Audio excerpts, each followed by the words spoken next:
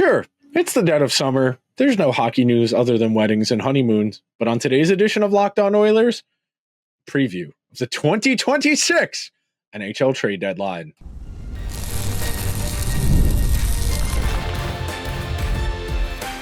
You are Locked On Oilers, your daily podcast on the Edmonton Oilers, part of the Locked On Podcast Network, your team every day.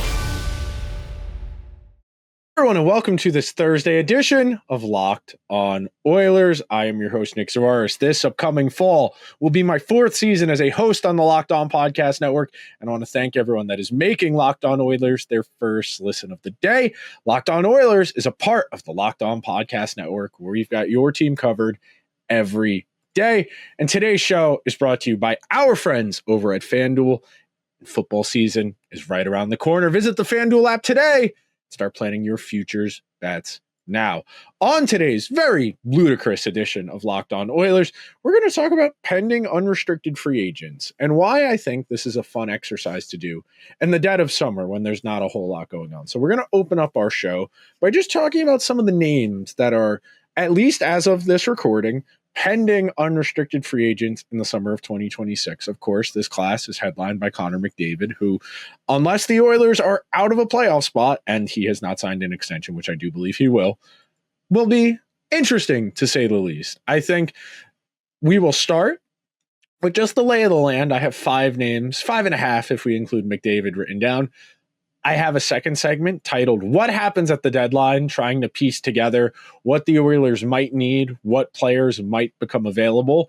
And then in our final segment, I will make a best guess as to what the Oilers will actually do. And then we can go back and fact check this next March. So to start things out, you have to look at the pending unrestricted free agents as the baseline for the trade deadline. And occasionally guys get traded with team control. I think in an ideal world, if you're Stan Bowman, you looked at Jake Walman and said, well, we don't know what Mattias Ekholm is going to be going into the future. And we can never have enough talent.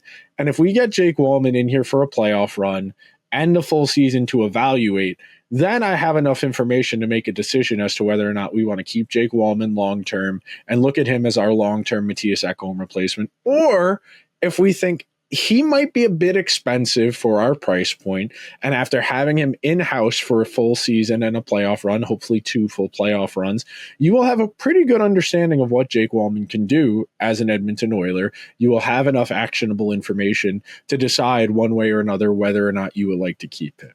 But for the most part, we're going to be talking about unrestricted free agents because we come down to a very simple question. If you cannot get him signed, are you okay with letting this player walk for nothing? We see this happen from time to time. The most glaring and the biggest superstar to reach unrestricted free agency in recent memory is, of course, Mitch Marner this past summer. And look, Mitch Marner sign and trade situation, it's a little bit funky there with Vegas, but ultimately, Mitch Marner was an unrestricted free agent, technically speaking, because he was able to leverage where he wanted to be traded to and get that extra year of team control. Okay. For the most part, though, really good players are going to get traded in season. You think about the choice the Colorado Avalanche were presented with last year, where they looked around and said, well, we don't feel great about what Mikko Rantanen is asking for us. Can we get something back in return to keep us competitive this year? And that's the first real challenge you come to when you are a team with a player on an expiring contract. Because if you're trying to win that given season, it becomes an existential question. Can we be competitive with what we get to replace this guy? And in the case of Colorado, Jack Drury and Marty Necas did reasonably good jobs. Now, neither player as an individual is anything close to what Mikko Rantanen is, but those are 2 pretty good players. And then you think about the subsequent trade, the Hurricanes and the Dallas Stars made for Mikko Rantanen, headlined by Logan Stankoven going to Carolina. You think about Jake Gensel going to Carolina a couple of years ago from the Pittsburgh Penguins. You think about Brad Marchand going from the Bruins to the Panthers.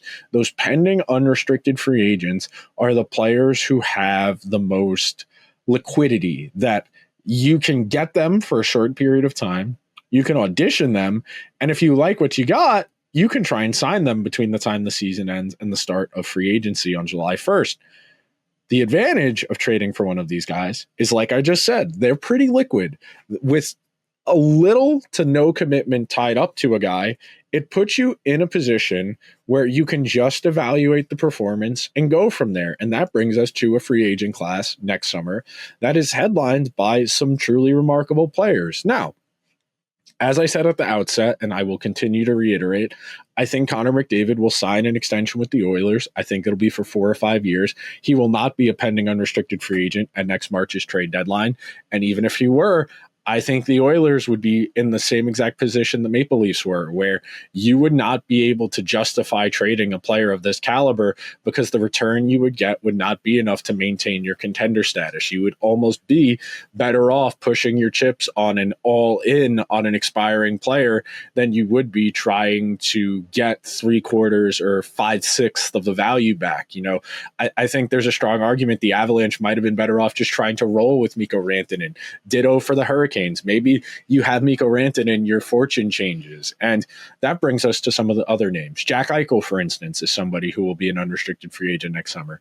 Jack Eichel, I think, is going to end up signing an extension to stay in Vegas, probably for the rest of his prime, approaching his early 30s, somebody who's taken really good steps in his game. But Jack Eichel, would it be that shocking if Vegas said, well, we can re-rack, we can get somebody else who's a little bit younger, maybe a little bit less proven, but we trade Jack Eichel, we get some younger pieces, and we keep kicking the can down the road, and we start to orient our team around the younger pieces on this team, like a Mitch Marner, like a Noah Hannafin. And look, I know Eichel and Hannafin are best of friends. I imagine Jack Eichel is going to continue to be the face of the Vegas Golden Knights into the foreseeable future. But it's not implausible that Vegas would look to that Mikko Rantanen path of trying to turn him into some younger team-controlled assets to effectively sustain their window of contention, because Vegas is an older team, and they do have to account for that. Other players, and the one I do think could be actually available at the trade deadline next March would be Artemi Panarin. And look, that is very contingent on the Rangers not living up to expectations. And if that's the case, I think Chris Drury is a lot more inclined to go all in on trying to get a very mediocre Rangers team into the playoffs than he would be trying to recoup value, because if the Rangers miss the playoffs next year, there's a good chance Chris Drury is going to get fired. So he doesn't care if he gets draft picks. But there is a world where if the Rangers are smart and they're a bubble team next year, they try and turn Panarin into assets, because Panarin would be the best player traded at the deadline in quite a long time. Somebody who's easily capable of a point per game season, someone who is as dynamic as it comes on the wing, and somebody who has a lot of value left even as he enters his mid-30s. Another player of note, and as Oiler fans are well aware, as a goalie-starved team, Philip Gustafsson is an unrestricted free agent next summer. Somebody I like a lot, somebody I would be reticent about trading for. Goalie fit is so challenging. Even when a player has a full offseason to acclimate, you think about Jacob Markstrom in New Jersey. I think about some of the big fish trades. You think about Ryan Miller going to the Blues from the Sabres all those years ago, how rough that acclimation was. It is a lot to get used to in a short period of time for a goalie, because environment matters so much. So I would be very reticent about targeting Philip Gustafsson, but I do think there's a world where the Minnesota Wild are maybe a bubble team. And look, the Wild need to make the playoffs next year. Make no mistake about it. I think the Wild have interesting pieces. I love Kirill Kaprizov, who also by virtue of this conversation should be mentioned as a pending unrestricted free agent, though Bill Guerin, the general manager of the Wild, has been very adamant that they're going to do whatever it takes to get that deal done. I do think there's a world where the Wild maybe are kind of stuck, for lack of a better word, and because of that, they look to turn Gustafsson into something. And look, I think if you are at the point, if you're Bill Guerin, where you're really considering trading Kaprizov, your team is cooked. So I don't think that'll be the case, but these are players that are available. And then the last one real quick, Kyle Connor up in Winnipeg, someone who I think to the right team could be a cherry on top, push the team over the edge. Like if Colorado traded for Kyle Connor at the deadline, if, I don't know, I'm trying to think of an Eastern Conference team. I don't think Tampa Bay has the cap space or the roster spot. If Toronto traded for Kyle Connor, it would not be out of the question that Kyle Connor could swing a playoff series on his own. He is that gifted of a hockey player. We are going to take our first break on today's edition of Locked On Oilers. When we come back, I'm going to walk you through the various thought processes of what each of these teams with pending unrestricted free agents might do, and a whole lot more. So be sure to stick around to this edition of Locked On Oilers, where we've got your team covered every day.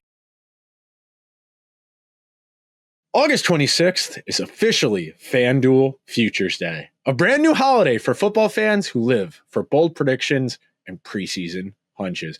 For just 24 hours, FanDuel is giving you deals on NFL season predictions. So whether you're calling your MVP, eyeing a long shot division winner, or you're ready to call Super Bowl champ before the season even starts, this is your moment. So in the futures market, I love the long-term play. I love a little bit of a dart throw.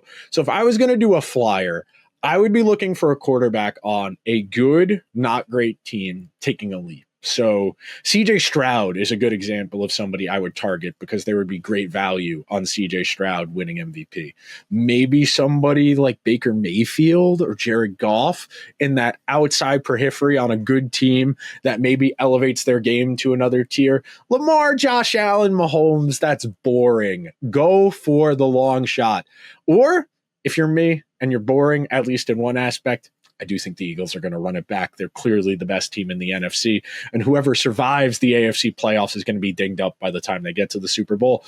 If you're ready to get in on the action and start prepping for Futures Day, visit the FanDuel app and start planning now, because Futures Day is one day and one day only.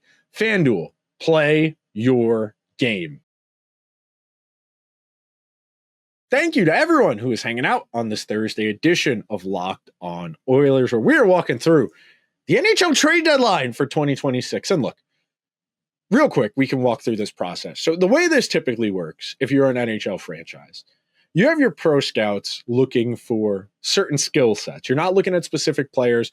You have your pro scouts looking at certain skill sets, and you start to assemble your list by December for your trade deadline, which is early March. And after you have that initial round of scouting and you start to get a better understanding of what you're looking for, then you can start to send guys on specific assignments. You can start to tell them to target specific players. You can start to monitor team situations. You have an understanding of who is and isn't going to be in the playoff mix and who's more and more likely to be in the trade market. Because as we know, because the NHL has so much parity, as Gary Bettman likes to say, a lot of teams stay in the mix longer than you think they would. And look, it's a double-edged sword.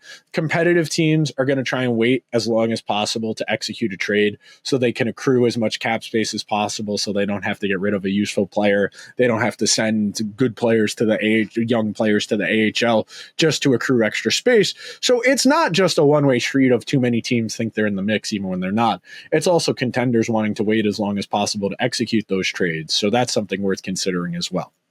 So I went through and sorted by unrestricted free agents on Spotrac and just started to put together a list and wanted to get a mental understanding of what it would take to move said players. So to start things out, who goes in for assets and who folds? I think if the Rangers are not in a playoff spot come the trade deadline, they would be absolute fools to not at least listen to what the market is for Artemi Panarin. And look, I understand why that doesn't make sense. Chris Drury got his contract extension, signed Mike Sullivan, signed Gavrikov, traded K'Andre Miller, all based on this team being ready to compete right now. Trading away the team's best forward is not commiserate with a team trying to win right now. You also, as a general manager, and I said this on yesterday's show, you need to understand which way the wind is blowing. You need to understand what teams are capable of based on what's going on around you. So if you're the Rangers and you're stinking up the joint and your defense hasn't translated the way you thought it would, if the uncertainty past that first pair of Fox and Gavrikov struggles, you can't look at this and say, well, we need to make the playoffs or I'm going to get fired. Well, if you do that, you're only going to make it worse. And look, it is not in that general manager's best interest to do what's best for the team. You know, those are not always the same thing. A general manager on the hot seat is not going to be looking at the long-term health of the organization. I think the fact the Rangers were so adamant about getting rid of K'Andre Miller, who very well is probably going to end up providing more value to the Hurricanes than Gavrikov does to them, purely because, well, we don't feel good about it. We don't want to give him a restricted free agent contract. We don't want to commit to him. That's great. You feel good about giving a 30-year-old a long-term contract when he doesn't put up points and you're going to expect him to maintain strict, great physical defense. on the premise that he's not going to age aggressively, even though physical defensemen typically age worse. And look, I know I talk a lot about the Rangers at the team. I am unfortunately way too aware of all of the details. Other players of note that could fit into those boxes. I think if you're Minnesota, and I do think there's a world where Minnesota would be forced into trading Kaprizov if he were interested in going somewhere else and was pretty adamant about getting there. I think that's a real difference. If you are a smaller market team and you have a superstar that's going to reach unrestricted free agency. The Islanders did this with John Tavares famously, where they asked him if he would be willing to accept the trade so they could get something in return for him. And Tavares very much told them, no, I'd like to see what the market is. I want to stay here. I'm willing to negotiate to stay here. Ultimately, of course, that's not what happened. But if you get to October, November, and most players don't want to negotiate as the season's going along because they don't want to be a distraction and they don't want the distraction themselves. If we're rolling around and it's February and Kaprizov still doesn't have an extension, you could inspire maybe the biggest arms race I've seen at an NHL trade deadline if Kirill Kaprizov, who's a fringe Hart Trophy guy, who frankly, up until he got injured in December of last year, could have been a Hart Trophy candidate.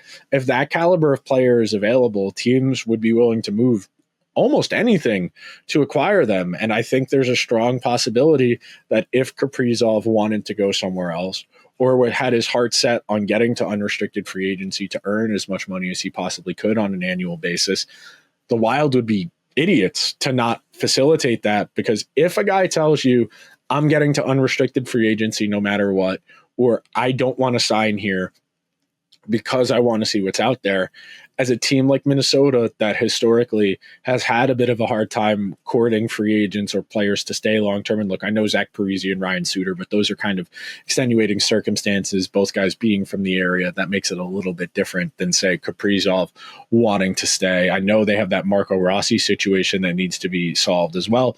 As far as defensemen go, I wrote down Jamie Alexiak. I think Seattle as a mid-team, like Seattle is assembling the most average hockey team imaginable. They're assembling a team with 4 third lines and 3 second defensive pairs.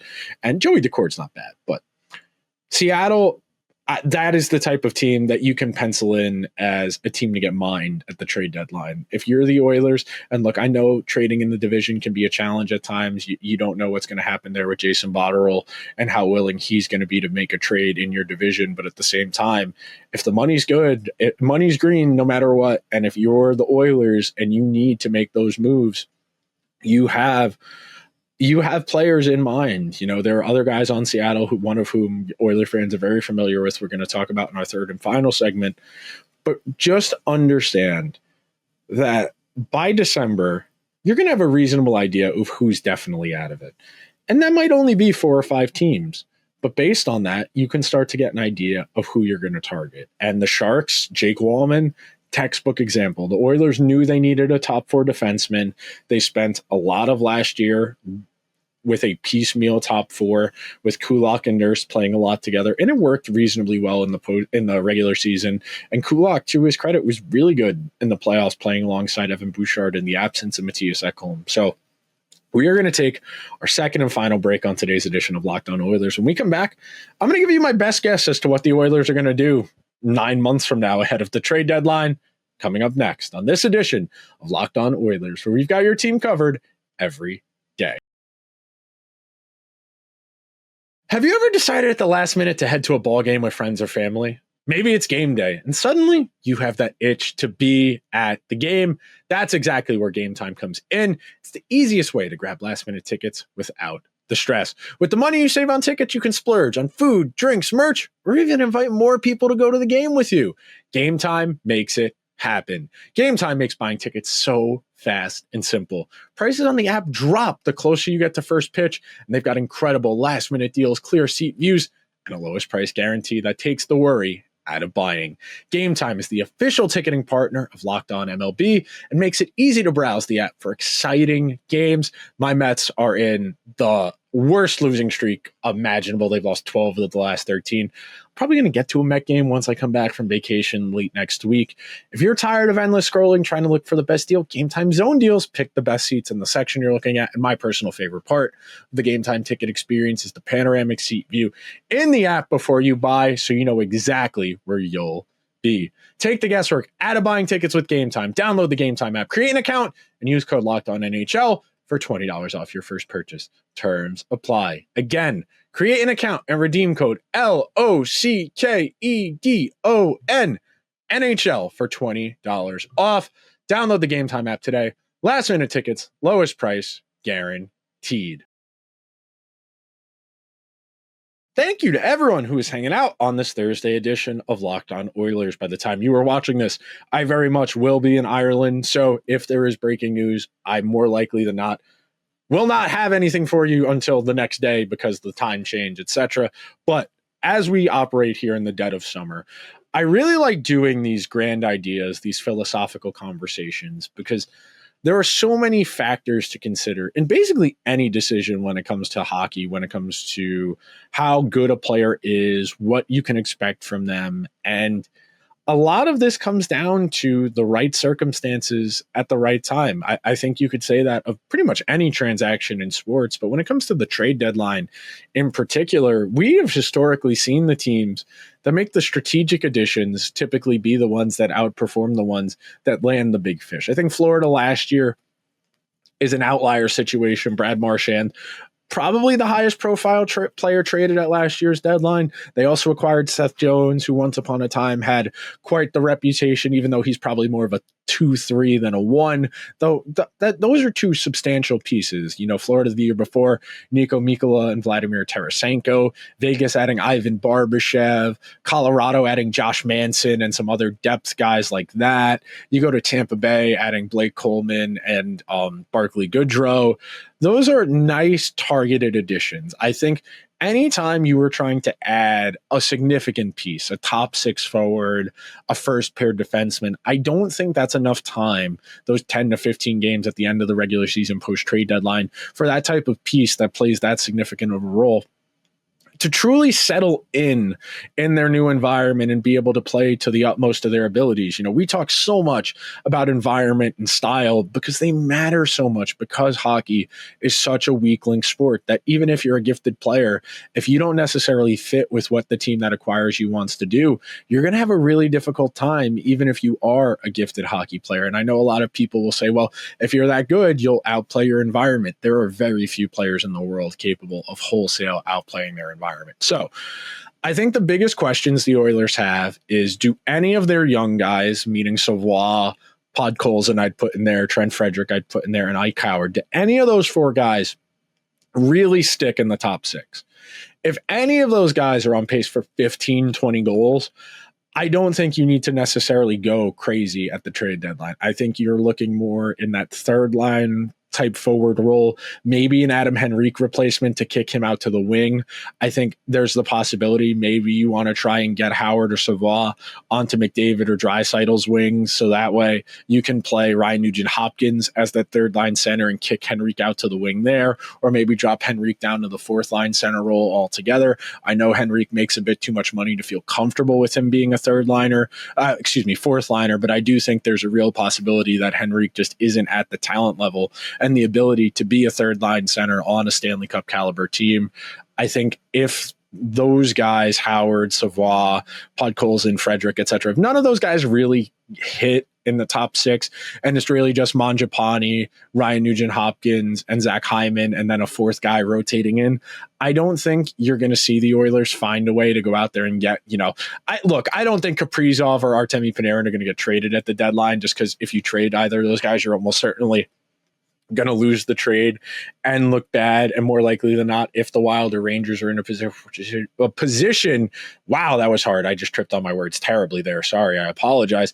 If you're in the position where you need to trade one of those guys, you're almost certainly getting fired. So you're better off letting them walk and having them on the team down the backstretch in hopes that something miraculous turns around than getting a couple of prospects or draft picks in return, when if you're getting fired, draft picks and prospects are useless to you. So I think you're looking at something in the ballpark of, dare I say, Jordan Eberle, who's somebody who's floated around, who's had a decent second act to his career, both as an Islander and as a member of the Kraken. I think if you're Seattle, you desperately need to start investing in the present. I know they have spent a lot on average players like Chandler Stevenson. I think Brandon Montour is a good example of environment in Florida.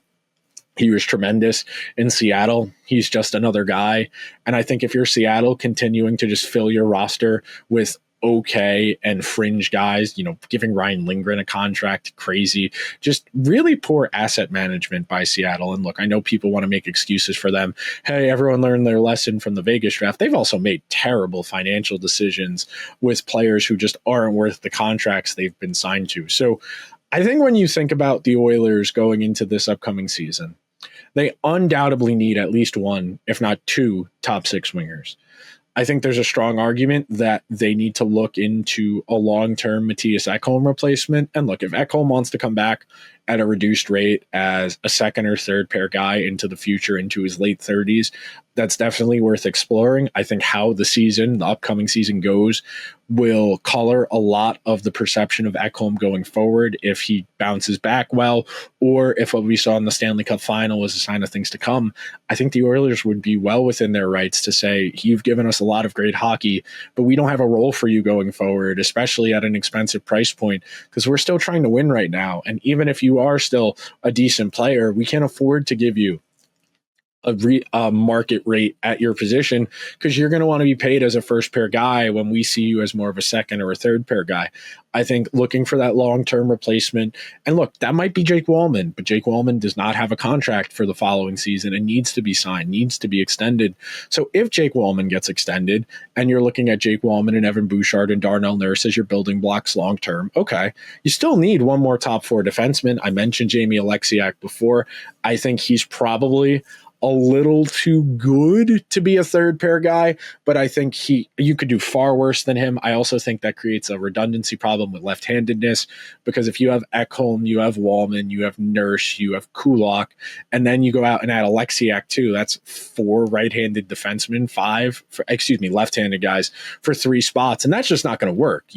As much as Kulak made it work playing on the offside last year, ideally you don't want to have that happen. You want to put guys on their strong side where they're best situated. But I think the Oilers go out there and they look at adding one defenseman, one forward. I threw out Jamie Alexiak and Jordan Eberle. I almost said Trent Frederick. Obviously, Trent Frederick is on the Oilers.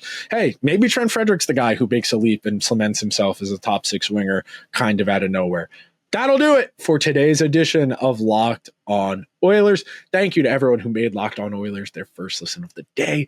Locked On Oilers is a part of the Locked On Podcast Network, where we've got your team covered every day. Be sure to subscribe to Locked On Oilers wherever you get your podcasts, on Apple or Spotify. Give the show a 5-star review. If you're watching over on YouTube, hit that subscribe button, hit that alarm bell. Let me know what's your best guess for what the Oilers are going to do at the trade deadline. I will talk to you guys real soon. Until then, let's go Oilers.